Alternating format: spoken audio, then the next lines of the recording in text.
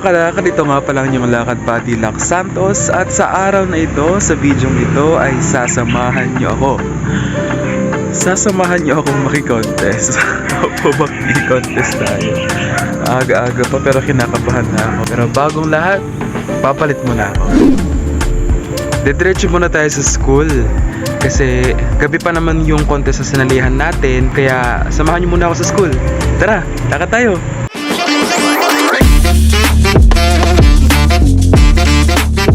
Dito na ako naglalakad malapit sa school. At kinakabahan na ako para mamayang gabi.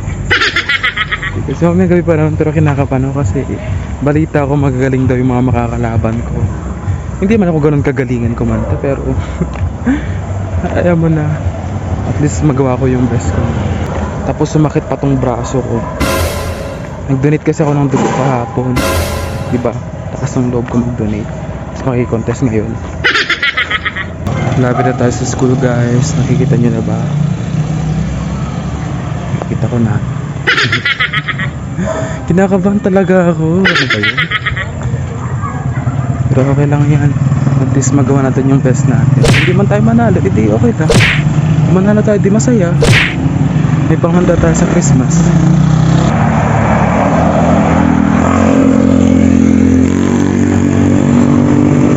Dito na tayo sa school. Nasa office. Good morning, sir. Good morning, teachers. Good morning, sir.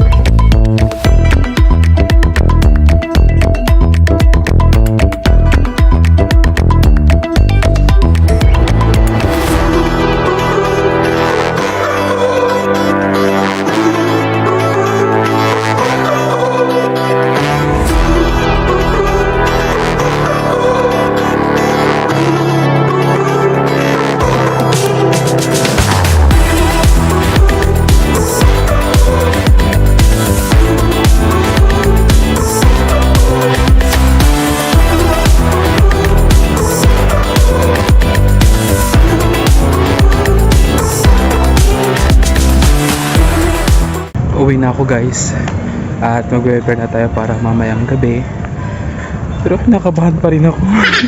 Hindi ako tumalas-alas tong kaba ko eh.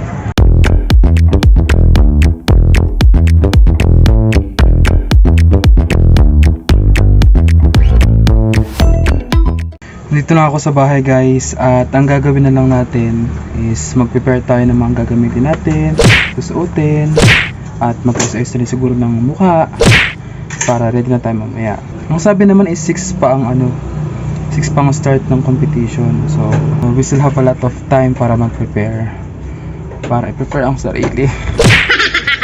Hindi naman kasi ako pala contest dati. Hindi ako sumasali sa mga contest dati. Kumbaga, sa tindi lang ng pangangailangan ngayon. So sumali ako. Pero kaya yan.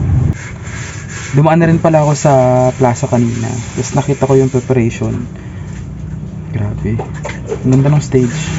Bali nag-start na kasi ang week-long fiesta namin dito sa aming bayan. At isa sa mga araw na yon, itong araw na to, na ang activity sa plaza. Sa umaga, merong one-day league ng volleyball. At sa gabi naman yung sinasabi kong contest. At nag-half day na ako sa school ngayon. May paalam ko naman na sa principal namin. Pumayag naman siya, supportive naman siya.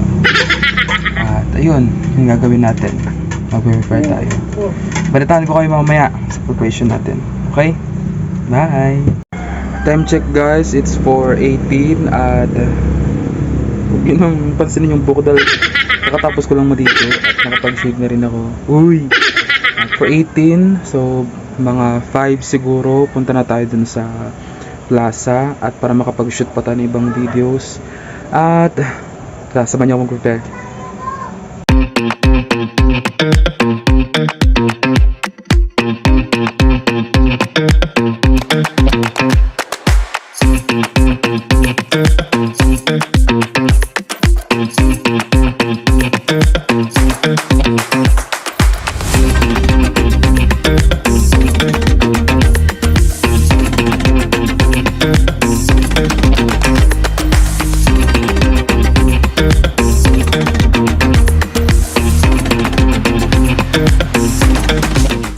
Okay guys, all set na tayo. Naready ko na lahat ng gamit ko, ng dadalhin ko. Binakpak ko na lang. At tara na sa plaza. Excited ako. Takot na!